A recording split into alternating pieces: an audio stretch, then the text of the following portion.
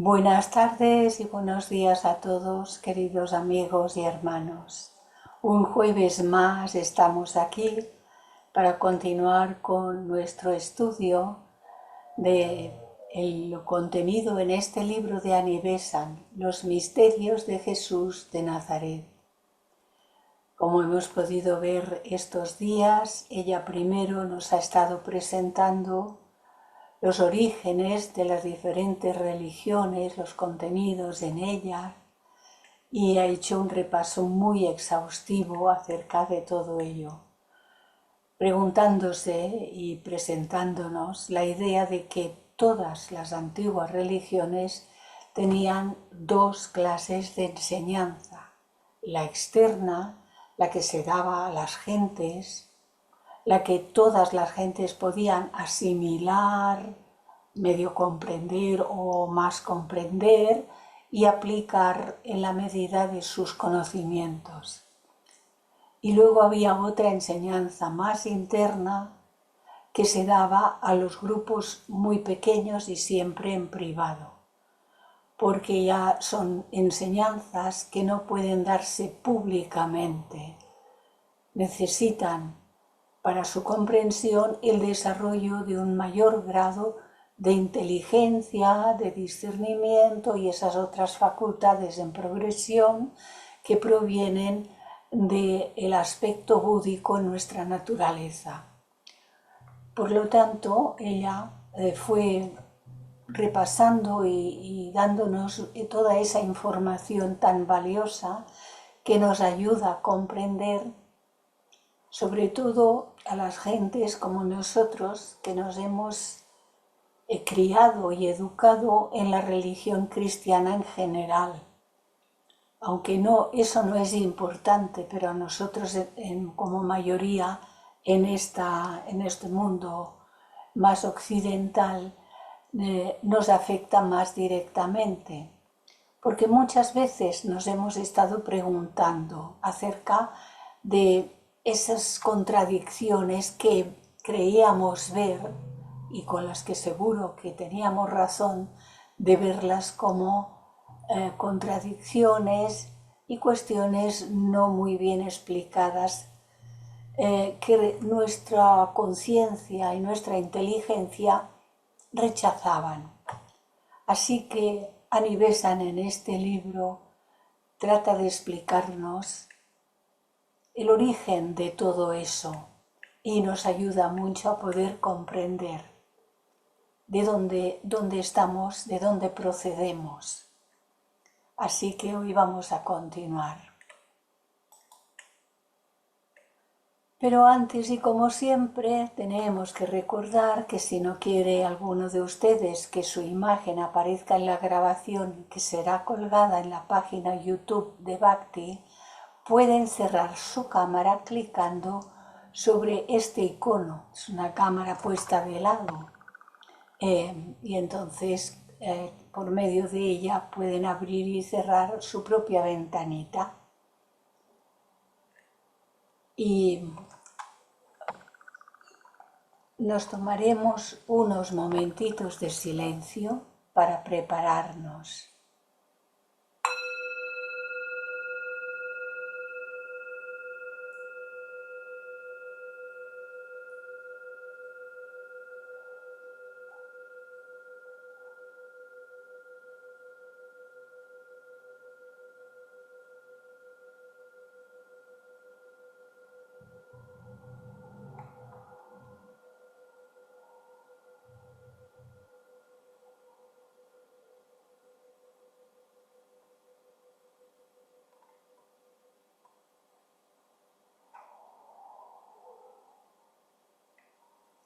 La idea de este planeta, de todos los reinos que aquí se desarrollan, recordando la pregunta que ha hecho Chelo, este es el globo de la Tierra, el más denso, el más bajo, en el que se han desarrollado las posibilidades para que nosotros, los seres humanos, aquí hayamos podido recibir la mente y desarrollar la parte humana. Ahora estamos aquí, pero aquí no es nuestro destino.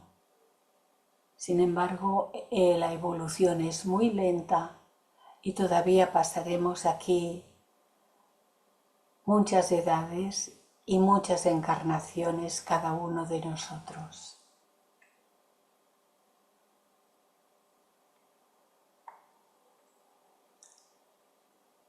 Comienza Anivesa en el capítulo 2, en el que ahora ya ella nos habla del lado oculto del cristianismo y nos habla en primer lugar del testimonio de las Escrituras.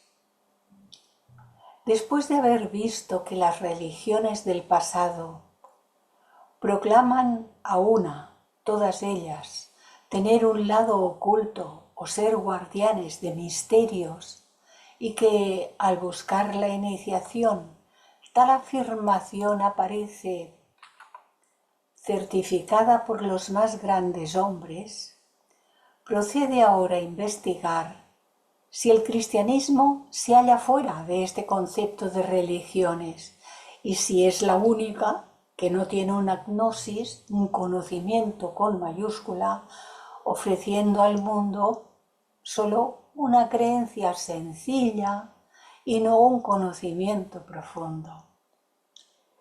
Si así fuese, sería a la verdad un hecho triste y lamentable que probaría que el cristianismo estaba destinado únicamente para una clase de gentes y no para todos los tipos de seres humanos. Pero que esto no es así, lo podemos demostrar fuera de toda posibilidad de duda racional. El primer trabajo que abordó el estudio de la relación entre el cristianismo y los cultos mistéricos es curiosamente obra de un pastor calvinista llamado Casaubonus, que explica el sistema sacramental de la Iglesia Católica como una derivación de estas prácticas paganas. No fue, sin embargo, hasta el principio del siglo pasado que la Escuela de la Historia de las Religiones en Alemania empezó a asimilar el cristianismo a los cultos mistéricos. Según estos autores, ambos partieron de un concepto común: el renacimiento. Se ven así ceremonias iniciáticas como el bautismo, como un mecanismo de acceso a la divinidad. Pero, ¿es esto lo que enseña el cristianismo? De esta prueba tiene el cristianismo grandísima necesidad en estos tiempos, porque la flor misma de la cristiandad está pereciendo por falta de conocimiento. Si la enseñanza esotérica pudiera restablecerse y conquistar estudiantes pacientes y ardorosos, no tardaría mucho sin que lo oculto fuese también restaurado. Los discípulos de los misterios menores se convertirían a su debido tiempo en candidatos a los mayores. Y con la reaparición del conocimiento, fijémonos que es el conocimiento con C mayúscula, el verdadero conocimiento, entonces se lograría otra vez la autoridad de la enseñanza. Las religiones mistéricas, es decir, religiones de misterio, cultos mistéricos, misterios sagrados o simplemente misterios, fueron escuelas religiosas del mundo grecorromano cuya participación estaba reservada a iniciados, llamados mistai. Y verdaderamente la necesidad es muy grande, pues contemplando el mundo que nos rodea, aunque este libro tenga ya, creo que alrededor de un siglo, el día de hoy no está mucho mejor que hace un siglo, vemos que la religión en Occidente está sufriendo por la dificultad misma que teóricamente debía esperarse encontrar, porque habiendo perdido el cristianismo su enseñanza mística y esotérica, la oculta, va viendo desaparecer su influencia sobre gran número de las personas más altamente educadas, las que se cuestionan, las que se preguntan, las que meditan, las que reflexionan, las que profundizan, coincidiendo la vivificación parcial de los últimos años con la restauración en algunos lugares de algunas enseñanzas místicas. La principal caracterización de esta religión greco-romana es el secreto asociado a las particularidades de la iniciación y la práctica ritual, que no pueden ser reveladas a extraños, a gente que no pueden en este momento, en esta etapa de su evolución, comprender. Los misterios más famosos de considerable antigüedad y anteriores a la Edad Media griega fueron los misterios eleusinos. Es cosa evidente para todo el que haya estudiado los últimos 40 años del siglo que ha terminado. Añadí, cuando esto se escribió, el siglo que había terminado era el XIX. Es cosa evidente que mucha gente moral y pensadora ha abandonado las iglesias, porque las enseñanzas que en ellas recibían eran un ultraje para su inteligencia y pugnaban con su sentido moral. Es inútil suponer que el muy extendido agnosticismo de esta época tuviese sus raíces en la falta de moralidad o en una deliberada perversión de la mente. Fue porque cuando sentían que aquellas enseñanzas no les clarificaban absolutamente nada, sino que más bien les confundían, hicieron un movimiento pendular y de ser creyentes o seguidores de la religión pasaron a ser agnósticos, en el otro polo de la balanza. Todo el que estudie con atención los fenómenos indicados convendrá en que personas de gran inteligencia se han alejado del cristianismo por la rudeza de las ideas religiosas que les eran expuestas, por las contradicciones entre las autoridades de la enseñanza, por los puntos de vista acerca de Dios, del hombre y del universo que ningún entendimiento educado podía admitir. Ni es posible tampoco sostener que una degradación de cualquier clase que se suponga fuese la causa fundamental de la rebelión de algunas personas contra los dogmas de la Iglesia. Y hablando o regresando a la palabra gnosticismo, que viene del griego, y que gnosticismo, gnosis, sin la A es conocimiento, con la A delante es sin conocimiento. Es la postura que considera que la veracidad de ciertas afirmaciones, especialmente las referidas a la existencia o inexistencia de Dios, además de otras afirmaciones religiosas y metafísicas, es desconocida. Agnosticismo moderado, por ser desconocido, o inherentemente incognoscible, que es cuando se llega a un agnosticismo radical. Los rebeldes no eran demasiado malos para su religión. Al contrario, la religión era la que resultaba demasiado mala para ellos. La rebelión contra el cristianismo popular era debida al despertar y al desarrollo de la conciencia en ellos, el despertar y desarrollo de la conciencia. La conciencia, así como la inteligencia, eran las que se revolvían contra enseñanzas que deshonran a Dios y al hombre igualmente. Enseñanzas que presentan a Dios como un tirano y al hombre como esencialmente malo, obteniendo la salvación solo por medio de una sumisión servil y reconociendo a intermediarios que de hecho durante tantos centurias se han nombrado a sí mismos los intermediarios entre Dios y el hombre. Aquí vemos una primera página del Evangelio de Marcos en armenio, de Sargis Pitsak en el siglo XIV. La razón de esta rebeldía se halla escondida en el gradual rebajamiento de las enseñanzas cristianas para llegar a la llamada sencillez, con objeto de que los más ignorantes pudieran comprenderlas. Los protestantes afirmaban muy alto que no debía predicarse más que aquello que pudiesen comprender todos, los más inteligentes, los menos inteligentes, los más preparados, los sin ninguna preparación.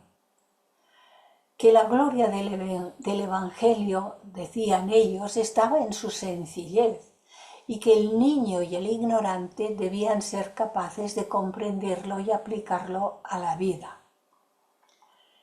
Y el Evangelio, que viene del latín y este del griego, significa buena noticia, propiamente de las palabras bien y mensaje. Es la narración de la vida y palabras de Jesucristo, de la buena noticia, del cumplimiento de la promesa hecha por Dios.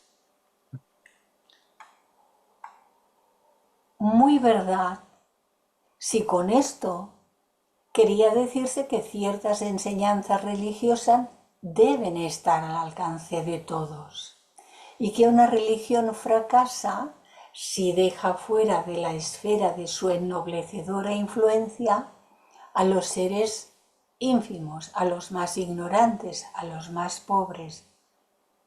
Pero falso, completamente falso, si con esto se quiere significar que la religión no tiene verdades inaccesibles a la ignorancia.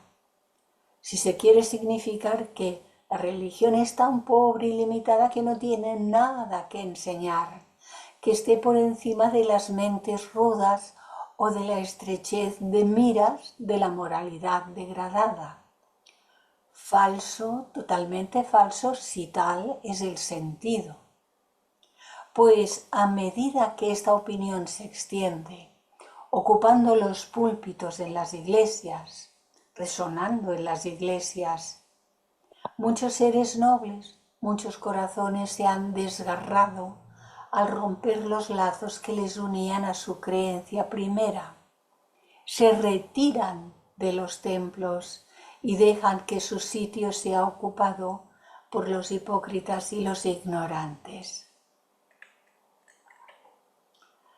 Pasan entonces a un estado de agnosticismo pasivo o, si son jóvenes y entusiastas, pasan a un estado de agresión activa, no creyendo que pueda ser lo más elevado lo que así ofende al entendimiento y la conciencia, y prefiriendo entonces la honradez de un descreimiento manifiesto a la mistificación de la inteligencia bajo la férula de una autoridad en que no reconocen nada de divino.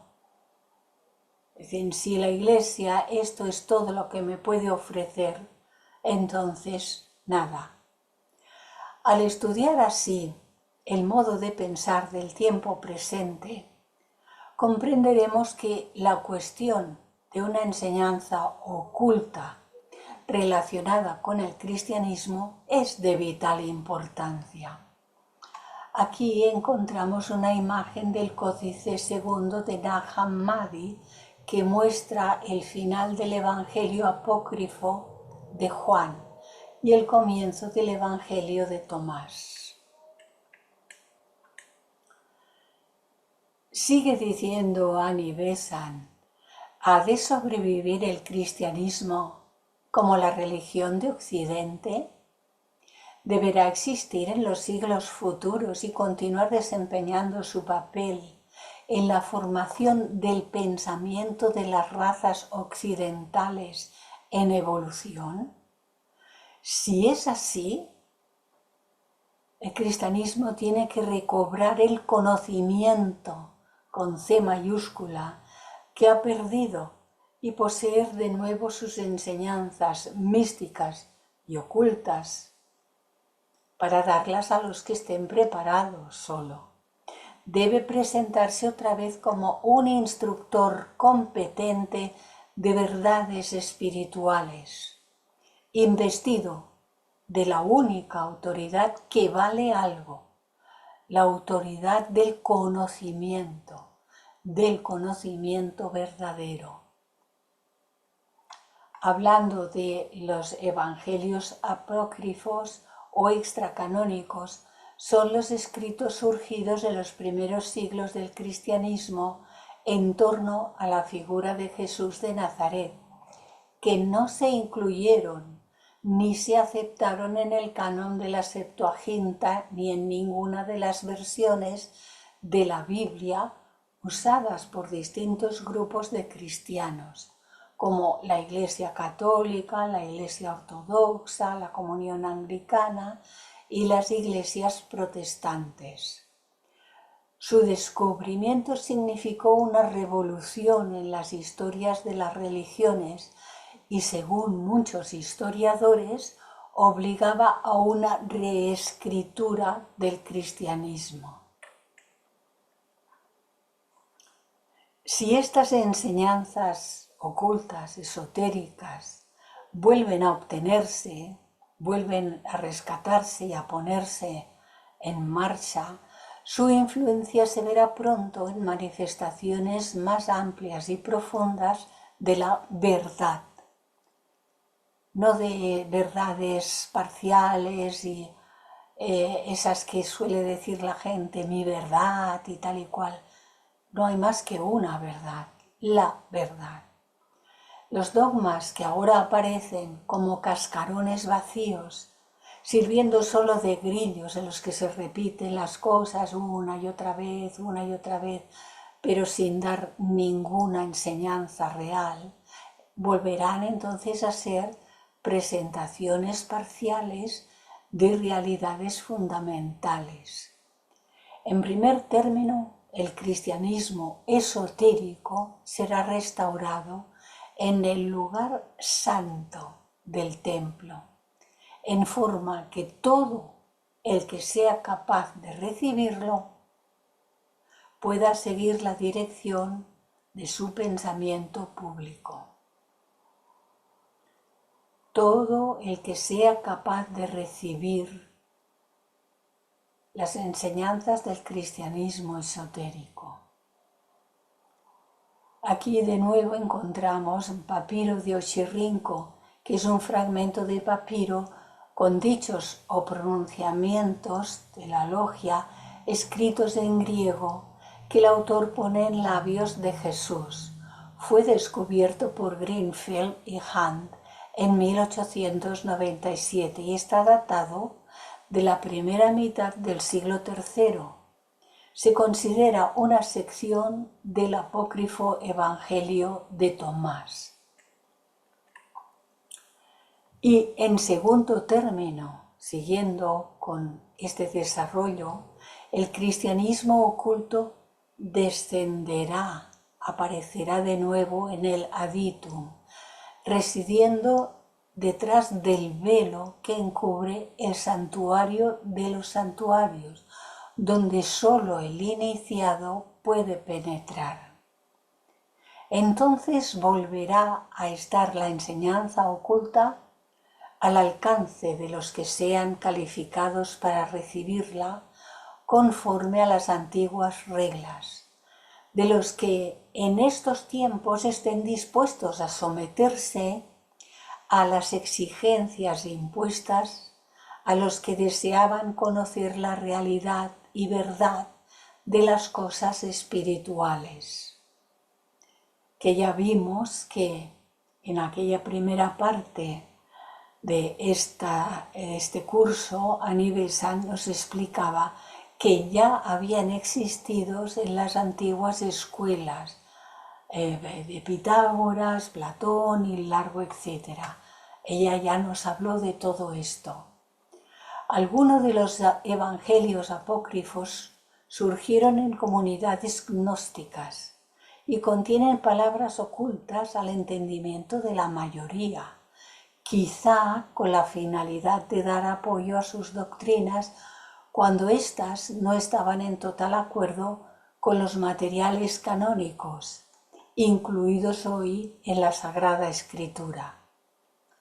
Estos mensajes ocultos entre los discursos atribuidos a Jesús estaban reservados a los iniciados en esas comunidades. Mensajes ocultos en una escritura que parecía que iba dirigida a todos los seres, a todas las personas, pero que leyendo entre líneas, como nos dice la señora Blavatsky, no os quedéis con la letra muerta y leed entre líneas, porque entre líneas hay mucha enseñanza oculta. Volvamos a la historia una vez más para ver si el cristianismo era la única religión que no tenía enseñanza interna, o si era igual a las demás por la posesión de este tesoro oculto. Esta es una cuestión de prueba, no de teoría, y debe decidirse por la autoridad de los documentos existentes y no por el mero ipsi dixit de los cristianos modernos. Por la autoridad de los documentos existentes, no por una creencia repetitiva y ciega.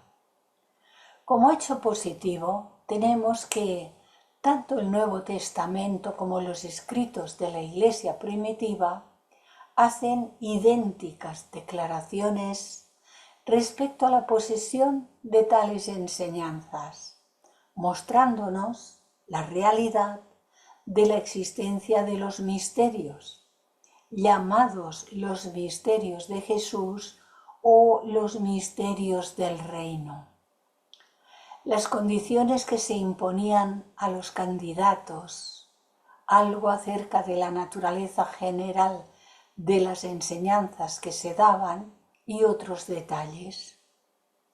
Ciertos pasajes del Nuevo Testamento permanecerían por completo oscuros si no fuese por la luz que sobre ellos arrojan las declaraciones definidas de los padres y obispos de la Iglesia, de la primitiva Iglesia, los primeros padres de la Iglesia, del llamado cristianismo.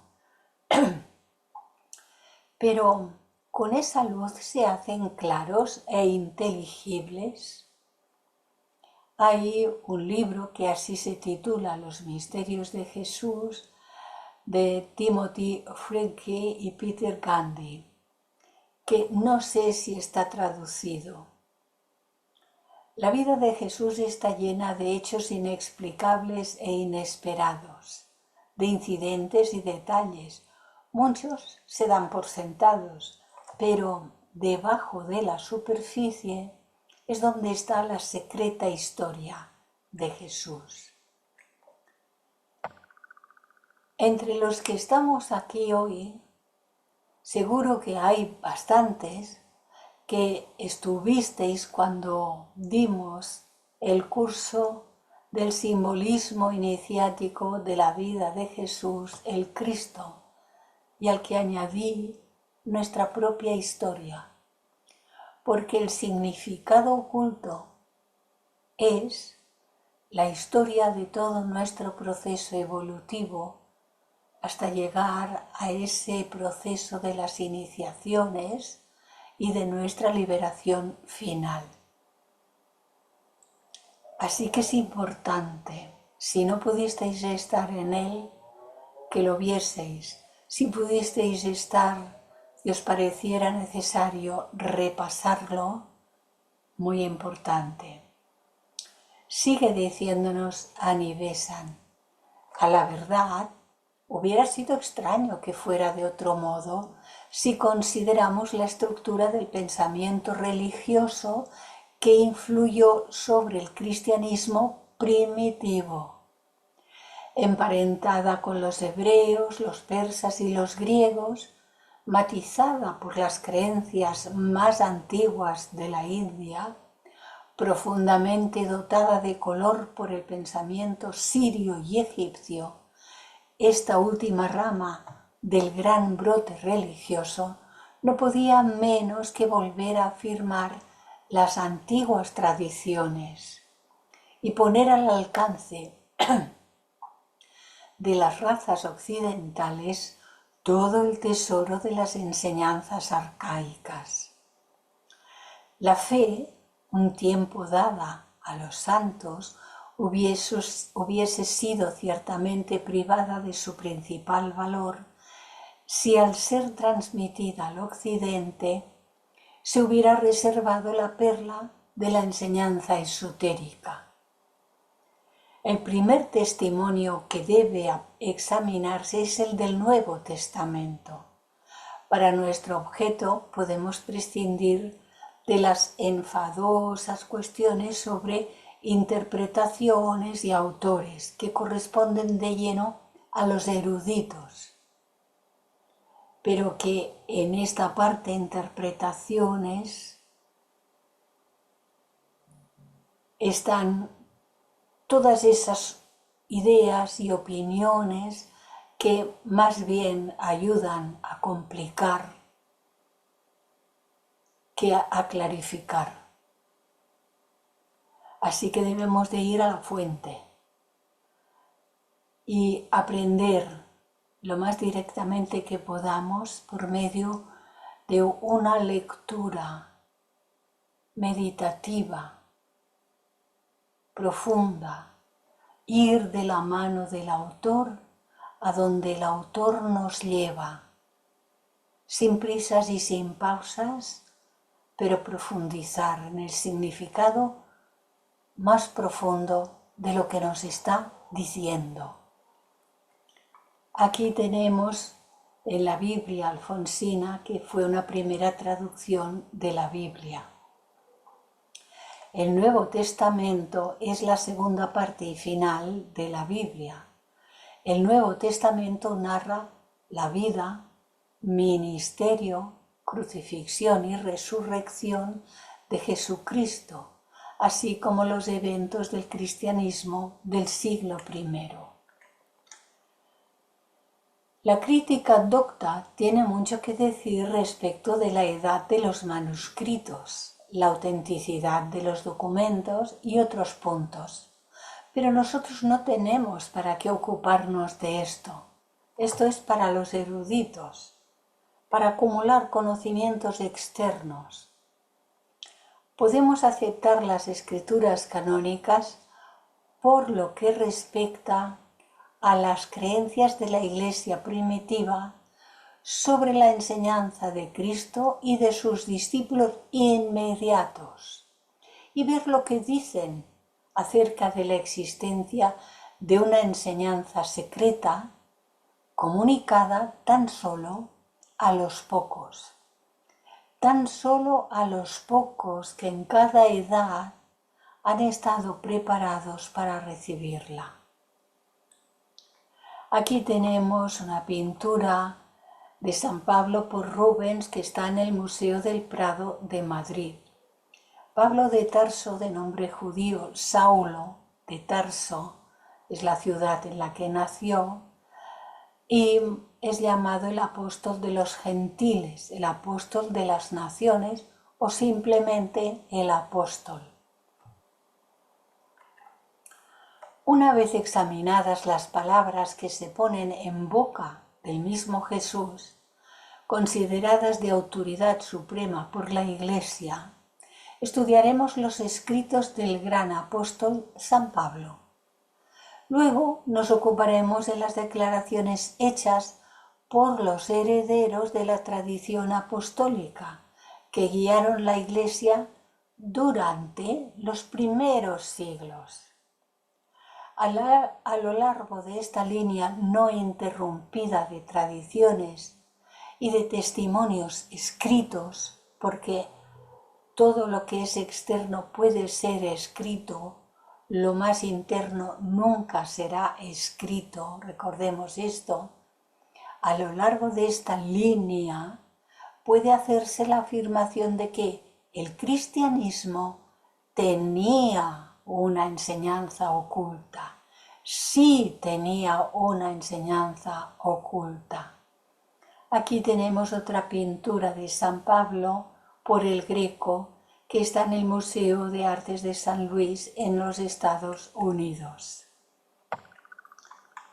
Veremos, además, que puede seguirse el rastro de los misterios menores de interpretación mística a través de los siglos sucesivos, hasta llegar a los comienzos del XIX, y que aun cuando no quedaron escuelas de misticismo preparatorias de la iniciación después de la desaparición de los misterios, sin embargo, de tiempo en tiempo, hubo grandes místicos que alcanzaron los estados inferiores del éxtasis por medio de sus propios esfuerzos, sostenidos, ayudados, en muchas ocasiones ayudados indudablemente por instructores invisibles. Los maestros de sabiduría, grandes iniciados y así.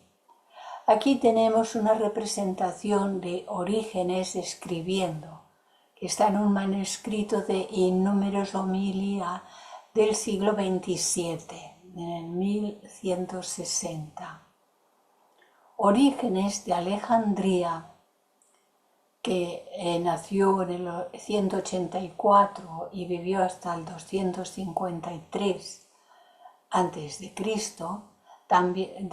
después de Cristo, también conocido como Orígenes Adamantius, fue un erudito, asceta y teólogo cristiano primitivo, que nació y pasó la primera mitad de su carrera en Alejandría. Fue un escritor prolífico que escribió aproximadamente 2000 tratados sobre múltiples ramas de la teología, incluyendo crítica textual, exégesis bíblica y hermenéutica bíblica, homilética y espiritualidad. Ha sido descrito como el genio más grande que la Iglesia primitiva haya producido. Todas estas que ha nombrado son disciplinas conducentes a reconstruir la versión más cercana al autor de una obra. Incluyen el análisis crítico, la ciencia y el arte de interpretar correctamente la Biblia y la técnica y estudio, más la vida interior y conexión con lo divino del predicador o autor. Estos son aspectos muy importantes. Las disciplinas que ha nombrado: crítica textual, exégesis bíblica y hermenéutica bíblica, homilética y espiritualidad, significan esto: análisis crítico, ciencia y arte de interpretar correctamente la Biblia, y la técnica y estudio, más, el más aquí es muy importante, más la vida interior y conexión con lo divino que haya podido tener el predicador o autor de una obra. Siguiendo con las palabras de Annie Besant, que nos dice: las palabras del Maestro mismo son claras y definidas y fueron, según veremos, citadas por Orígenes haciendo referencia a la enseñanza secreta conservada en la Iglesia. Y dicen ellas: y cuando estuvo solo, los que estaban cerca de él, con los 12, le preguntaron sobre la parábola, y él les dijo: a vosotros es dado saber el misterio del reino de Dios. Los pocos, los 12, habían algo más de 12, más a los que están fuera. Esto es algo que hemos de tener siempre en cuenta. Los que están dentro no solo que estén recogidos en un lugar para recibir la enseñanza, sino que están recogidos hacia lo interno de ellos mismos, están hacia adentro de sí mismos. Porque de no ser así, no hay manera de poder recibir lo interno. Los que están fuera no es solo que estén fuera del aspecto interno del templo, sino que están fuera de sí mismos, todavía están por las cosas del mundo externo, todavía están por el mundo de deseos y de pasiones y de apegos, etc. Y solo se acuerdan de Dios y de los santos cuando están requiriendo de una ayuda porque están en desesperación, pero el resto del tiempo ni se acuerdan, generalmente hablando. Así que él les dijo: a vosotros es dado saber el misterio del reino de Dios, mas a los que están fuera, todas las cosas se les comunican por parábolas. Y más adelante les dice: con muchas de estas parábolas les hablaba la palabra, conforme a lo que podían oír, conforme a lo que ellos podían oír, que en este caso significa comprender. Y aquí tenemos una representación imaginaria de Orígenes en los Vrais Portaits et Livres de Homme Illustres, que lo he pronunciado malísimamente mal, de André Tuvet. Pasaba todo el día, Orígenes, pasaba todo el día enseñando y se quedaba despierto hasta tarde en la noche escribiendo tratados y comentarios. Iba descalzo y solo poseía una capa. Era abstemio y vegetariano y a menudo ayunaba por largos periodos de tiempo. Y sigue diciendo: y sin parábola no les hablaba, y cuando estaban solos, a los que estaban solos, él explicaba todas las cosas a sus discípulos. Cuando estaban solos los que estaban preparados, él explicaba todas las cosas a sus discípulos. Esto está en San Marcos, también en San Mateo y en San Lucas. Nótense las significativas palabras: cuando estaban solos, y la frase aquellos que están fuera, que no es por desprecio, es para que podamos comprender el significado. Lo mismo sucede en la versión de San Mateo. Jesús despidió a la multitud y entró en la casa, y sus discípulos con él. Estas enseñanzas dadas en la casa, el significado más íntimo de sus instrucciones, se decía que eran transmitidas de maestro con M mayúscula a maestro con M minúscula, porque están las gradaciones. Aquí vemos una pintura de San Marcos Evangelista de Arthur Walford del siglo XVII. El Evangelio da, según puede observarse, las explicaciones místicas alegóricas, lo cual hemos llamado nosotros los misterios menores. Pero el sentido más profundo se decía que Jesús solo lo daba a los preparados, a sus discípulos, y por lo tanto desde aquellos tiempos y también en los primitivos tiempos, las enseñanzas de los misterios más profundos solo se ha dado siempre a los iniciados, a los que están preparados para recibirlas. Además, aún a sus mismos apóstoles dice Jesús: tengo todavía muchas cosas que deciros, mas ahora no las podéis llevar.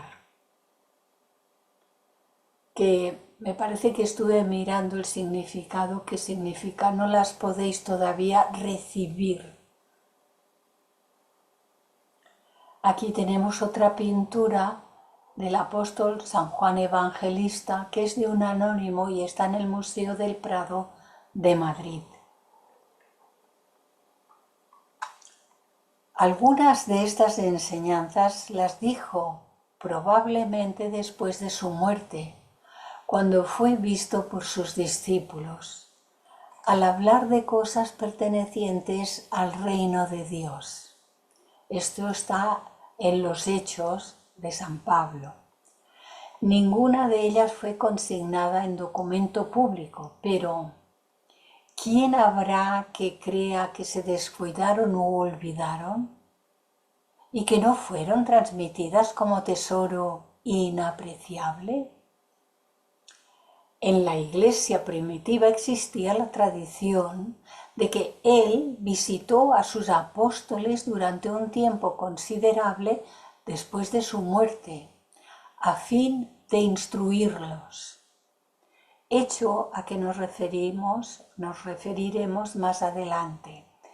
Y en el famoso tratado gnóstico, el Pistis Sophia, leemos: sucedió que cuando Jesús se levantó de entre los muertos, pasó 11 años hablando con sus discípulos e instruyéndolos. En algunos lugares no dice 11 años, sino que dice más cantidad de años. Y aquí vemos una pintura de Rafael Sanzio sobre la transfiguración, que en el simbolismo interno es la tercera iniciación. El Pistis Sophia es un importante texto gnóstico descubierto en 1773, escrito posiblemente en el siglo II. Las 5 copias restantes que los estudiosos sitúan en los siglos V y VI relatan las enseñanzas gnósticas de Jesús transfigurado después de su muerte y resurrección, porque él ya había llegado a esa iluminación en el proceso de la transfiguración. Y relatan las enseñanzas a los discípulos reunidos, incluyendo a su madre María, a María Magdalena y a Marta, enseñándoles solo los misterios más inferiores. Hay también la frase que muchos desean suavizar, dándole otro sentido: no deis lo santo a los perros, ni echéis vuestras perlas a los puercos, que encontramos también en el Evangelio de San Mateo. Precepto que verdaderamente es de aplicación general, pero que era considerado por la Iglesia primitiva como referente a las enseñanzas secretas.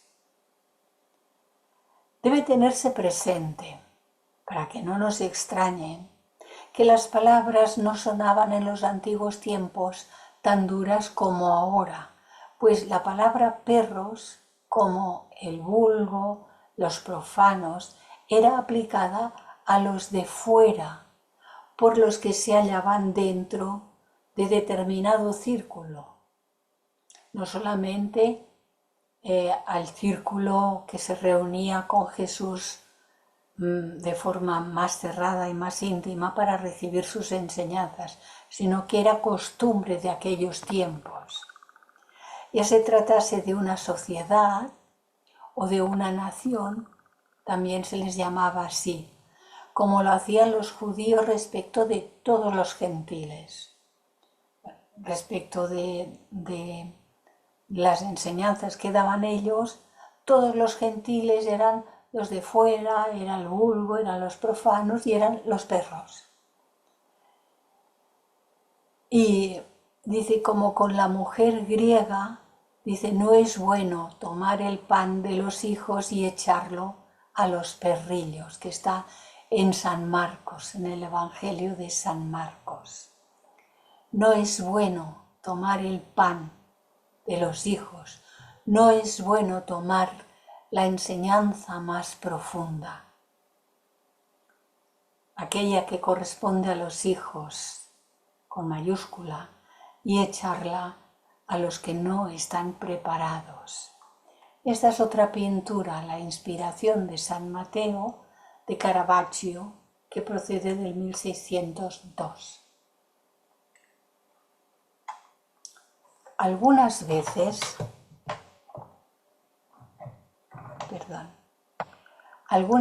se usaba para designar a los que estaban fuera del círculo de iniciados, esa nomenclatura, y en este sentido la vemos empleada en la Iglesia primitiva, a aquellos que, por no haber sido iniciados en los misterios, se consideraba como fuera del reino de Dios o del Israel espiritual, y se les aplicaba este nombre. Había diversos nombres asignados exclusivamente al término el misterio o los misterios, los cuales se empleaban para designar el círculo sagrado de los iniciados o de los relacionados con la iniciación. El reino de Dios, el reino de los cielos, el sendero estrecho, la puerta estrecha, los perfectos, los salvados, vida eterna, vida, el segundo nacimiento, el pequeño, un niño pequeño. Todos estos nombres servían para relacionar a los que iban avanzando en estos senderos. El sentido está aclarado por el uso de estas palabras en escritos cristianos primitivos y en algunos casos hasta fuera de la comunión cristiana. Así, el término los perfectos se usaba por los esenios, quienes tenían 3 órdenes en sus comunidades: los neófitos, los hermanos y los perfectos. Estos últimos eran iniciados y en tal sentido es empleado generalmente este vocablo en los antiguos escritos.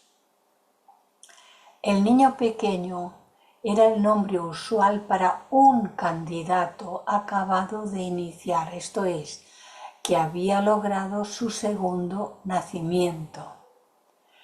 Después de conocido este uso, muchos pasajes oscuros y de otro modo discordantes se hacen inteligibles. Entonces uno le dijo: Señor, ¿son pocos los que se salvan? Y él les dijo: porfiad a entrar por la puerta angosta, porque os digo que muchos procurarán entrar y no podrán. procurad porfiar, insistir, trabajar, persistencia. Esto está en San Lucas, porque muchos procurarán. Hay gente que intenta por un tiempo, pero se cansan pronto. Si no obtienen resultados rapiditos, se cansan y quieren ir a más sitios y llamar a más puertas y que les expliquen más cosas porque quieren saber. Pero el saber verdadero no viene de esa manera. El saber verdadero viene de adentro de nosotros mismos. Pero para que ello sea posible debemos prepararnos. Toda la teosofía, todos los cursos que hacemos, todas las lecturas están encaminadas a irnos dando las herramientas que debemos usar para hacer nuestra transformación, purificación, preparación, para que seamos capaces de poder entrar por la puerta estrecha.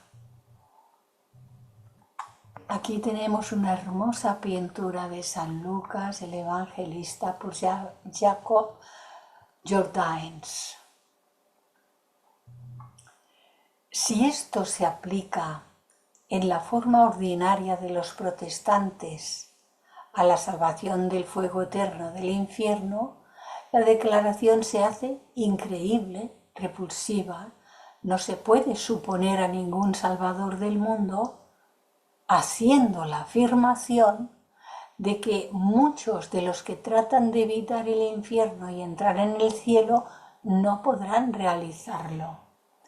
Pero aplicado el concepto a la estrecha puerta de la iniciación y a la liberación del renacimiento, es decir, de la reencarnación, es perfectamente verdadero y natural.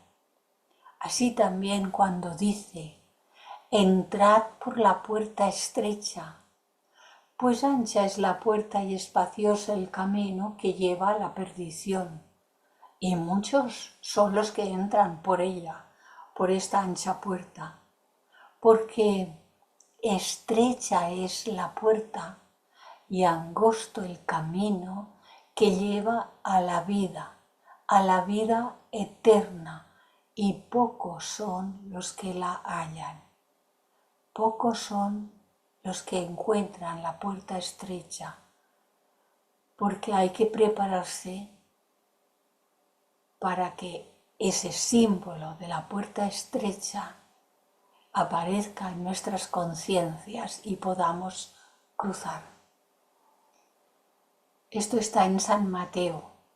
El aviso que sigue inmediatamente contra los falsos profetas, los instructores de los misterios tenebrosos, los del lado oscuro, es de gran aplicación en el asunto.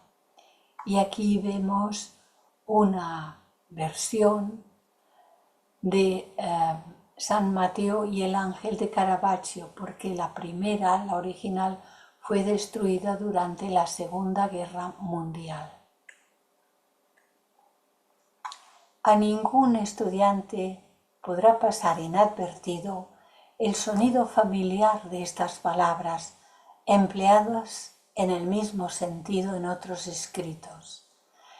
El antiguo camino estrecho es familiar a todas las palabras.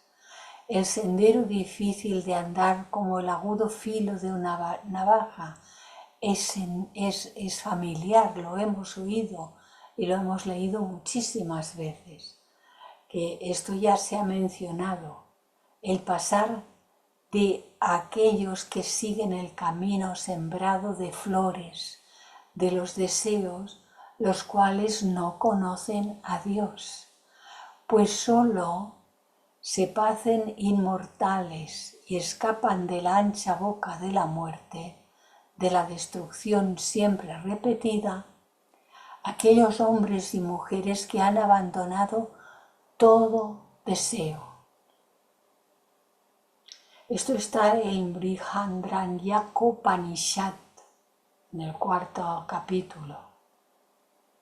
Vemos que las escrituras del Katha Upanishad y de este otro, todas estas escrituras indias, hindúes, se parecen enormemente a las palabras que aparecen, y esto fue mucho más tarde, en las enseñanzas del cristianismo, porque, ¿verdad?, no hay más que una. Las formas de explicarla de una manera más comprensiva se tienen que parecer enormemente. Sigue diciéndonos, la alusión a la muerte se refiere, por supuesto, a los nacimientos repetidos del alma, a la existencia material grosera, considerada siempre como muerte, comparada con la vida, la verdadera vida, de los mundos sutiles superiores. La puerta estrecha era el ingreso en la iniciación y por ella el candidato entraba en el reino.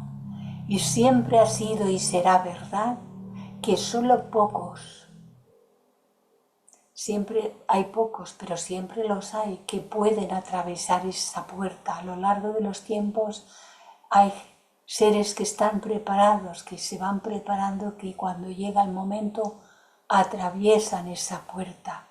Así también nosotros la atravesaremos, pero primero hemos de prepararnos.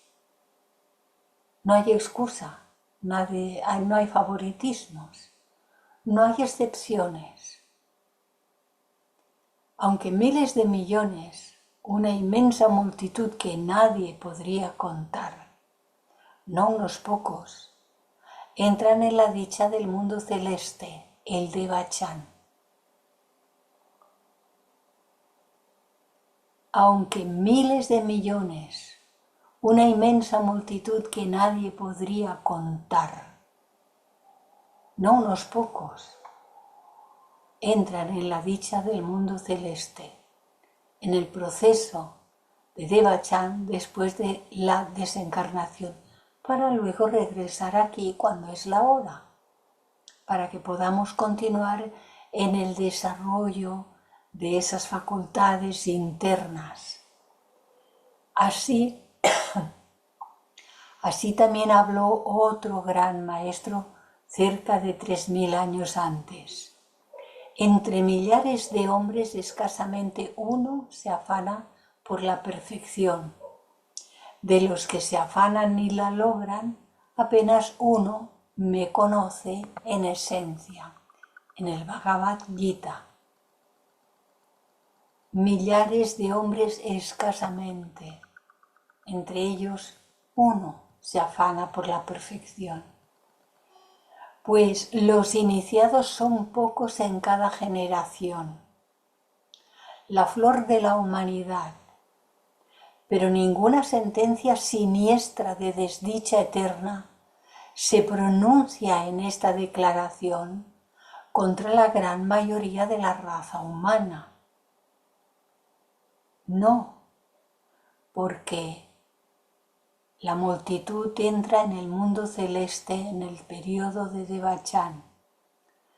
Los salvados son, como Proclo enseñaba, los que escapan del círculo de la generación, de la reencarnación, dentro del cual se halla sujeta la humanidad.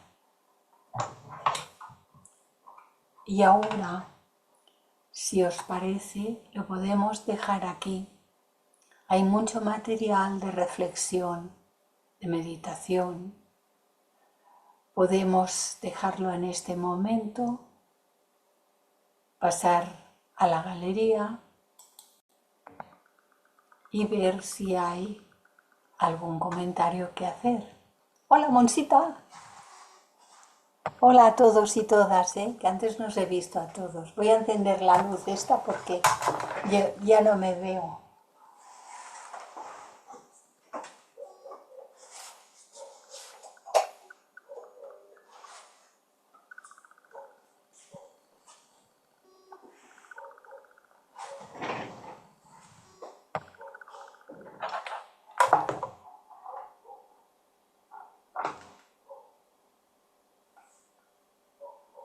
Te hizo la luz, Clarisa. Sí, se hizo la luz. Es que claro, cuando he empezado todavía había mucha luz afuera y mucho sol, ahora ya no, ahora ya se está oscureciendo todo.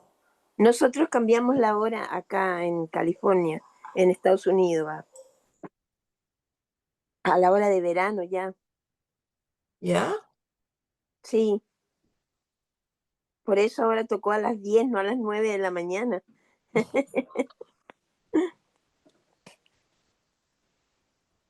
¿Ahí en España cambian? A finales de mes. Ok, ya. Entonces ahí quedamos a las 9, justo igual.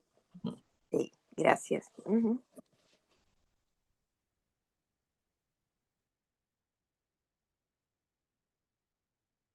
Clarisa, tienes el micrófono Clarisa, apagado. estás sin micro. Vaya, Este micro. Ya, lo ahora he sí. cerrado para bajar la persiana y no me he dado cuenta ya. ¿Qué tal? ¿Todo el mundo bien? Sí. Bueno.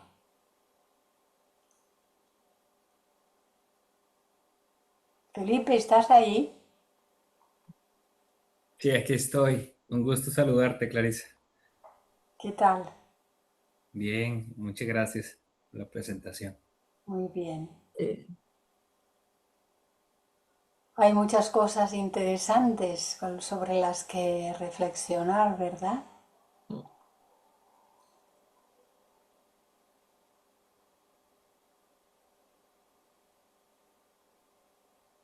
Quedamos Muchas mudos gracias, de tanta Clarisa, por tu exposición, siempre tan claro.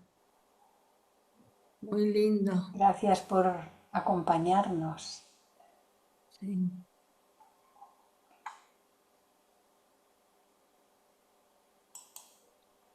No hay preguntas, parece. No, están buscando la puerta. Es que todo está muy bien explicado. estrecha. Estamos buscando la puerta. Sí. Todos estamos buscando la puerta, ¿verdad? Hace rato. Sí. Pero es que además lo explicas tan bien y tan poéticamente, porque haces una lectura casi poética, que redescubrimos el cristianismo. Algún día haremos una prueba de lectura plana y No, os daréis un susto. no, lectura plana contigo no. Es terrible, ¿verdad? Cuando se oye una lectura plana. Sí. Buenas tardes. Hola, Perdona que Loli. pregunte. ¿Qué es eso de la lectura plana? Mira, la lectura plana es... Ahora permíteme que voy a compartir... Bueno, voy a abrir un documento si lo encuentro aquí.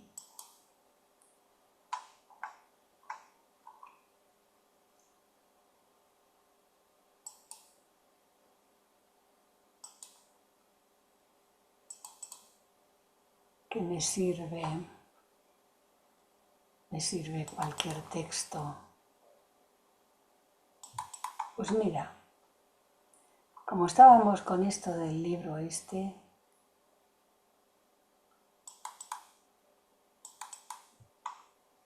os voy a leer plano.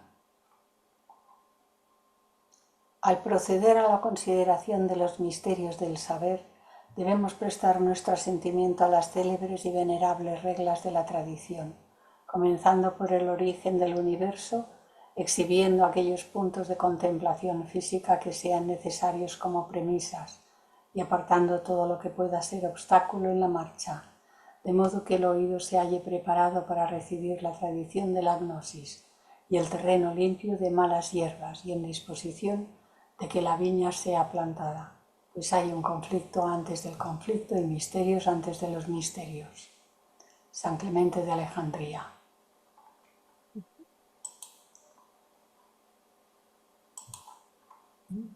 ¿Cómo ha sonado esto? Plano. Plano. Sí, Lectura plana. no se registra mucho Claro. Plano. con la puntuación. Como Es leer una novela. Ah, Es es Oír que o escuchar una novela. Ujú. Bueno, pero es que, a ver, cuando nosotros hablamos unos con otros, hay música en la voz, hay canto, hay entonación, Sí, hay tonos según lo que estamos diciéndonos el uno al otro, hay cambios en la tonalidad, hay vida en lo que estamos hablándonos los unos a los otros. Sí, Cuando leemos a un autor, sea quien fuere, hay temas y temas, por supuesto que hay temas y temas. Habrá temas que uno no puede leer, como dice Monse, no lo puede leer muy poéticamente porque no tiene nada que ver. Pero en general, cuando uno está leyendo a un autor, tiene que leerlo como si fuese el autor que nos lo está explicando. El autor nos está explicando algo. Y eso que nos está explicando tiene vida, no es plano. Tiene vida, tiene entonaciones, tiene subidas y tiene bajadas, tiene modulaciones. Bueno, pues a poco hemos de aprender a leer de esa manera. Es decir, si cuando uno lee se mete en lo que está leyendo, se olvida de que si quedará bien, si quedará mal, si no sé qué. No, y la mente no tiene que estar jugando ahí nada, la mente tiene que estar calladita. Se mete en lo que está leyendo, va con el autor a donde el autor nos lleva. Entonces podrá transmitir cada vez más cercano a la vida del autor cuando estaba escribiendo eso. El autor estaba muy vivo cuando estaba escribiendo eso. Las palabras de Jesús eran palabras de vida. Y las de los demás también. Entonces, leamos lo mejor que podamos, pero tratemos de leer con vida. Todos sabemos leer porque nos enseñaron a leer, pero ahora hemos de aprender otra manera de mirar, otra manera de escuchar y otra manera de leer, porque cuando leemos le estamos prestando nuestra voz al autor de eso que estamos leyendo. Le estamos prestando nuestra voz. Pero como el autor estaba vivo cuando lo escribió, le tenemos que poner toda la vida que podamos, que seamos capaces para acercarnos al estado que tenía el autor cuando lo escribió. Acercarnos. sí, sí. Todos somos aprendices, pero acercarnos lo mejor posible. Porque si no, es una cosa muy muerta.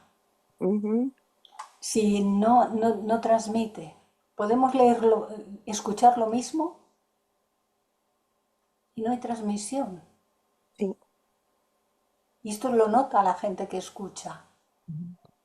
Yo Eso me pasa, he escuchado gente dar una conferencia. No abrazaba a todo su auditorio, no lo abrazaba, no lo abarcaba, no había transmisión. Y he escuchado a otros que sí. Que entonces uno es como si no estuviese en la sala, está en aquello que está escuchando. Sí. Desaparece él, desaparece ella, desaparece la sala, desaparece... Solo está en aquello que le está llegando. Entonces significa que el que lo está expresando transmite.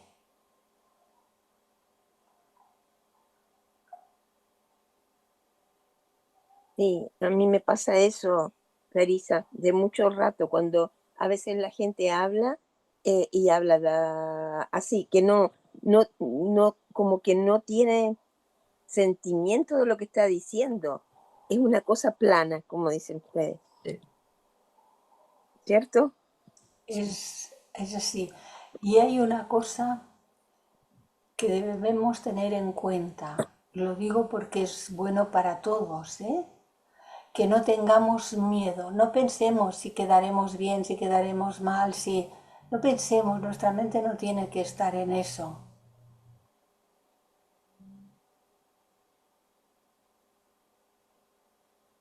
No pensemos. La mente siempre estropea lo que hay allí donde se mete. Ujú. Mientras uno está haciendo una tarea, en este caso una lectura, ¿no? Incluso cuando leemos para nosotros mismos, la mente tiene que estar callada, porque si no, no nos vamos a meter en el significado de lo que estemos leyendo.